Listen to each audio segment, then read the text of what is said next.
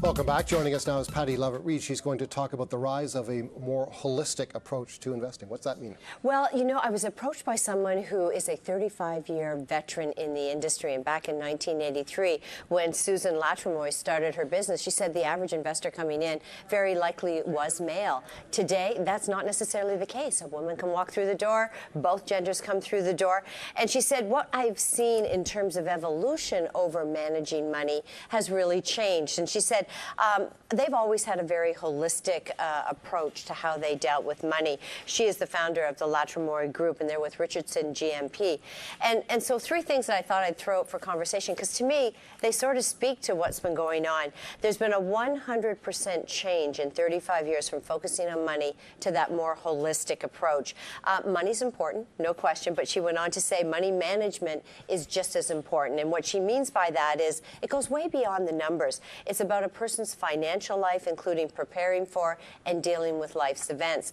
The next issue that she said is that today it's just not about wealth management. It's the integration. And so when you do have money, you really want a multidisciplinary approach, and that means tax, retirement, estate planning. Gone are those days of the solo environment. And the third one is the changes in demographics.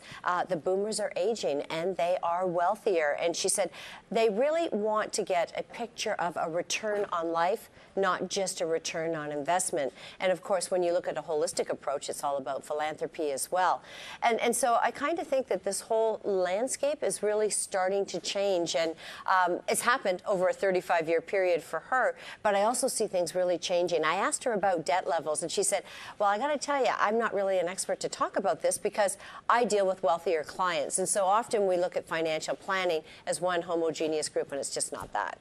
Dean, do your clients want more from you than they did in the past in terms of the areas of their financial life they want you to pay attention to? Well, from our perspective, we're an institutional money manager, so we don't deal as much with retail investors. Right. But I think there's some really good points being made, and I think a lot of that is really coming from how the industry's evolved. If you think about the traditional financial advisor, the stockbroker, they're really not a stockbroker anymore. A lot of that is being done, as far as how the banks want to look at it, from technology. So what are the really value-add things that the advisor can provide? It's all these other things, Patty, that you're talking about in terms of financial planning and wealth management and insurance and estate planning, all that stuff that is really going to be more face-to-face, very interactive, as opposed to picking stocks, which you can now actually do, in the bank's views, kind of more effectively and low cost through technology.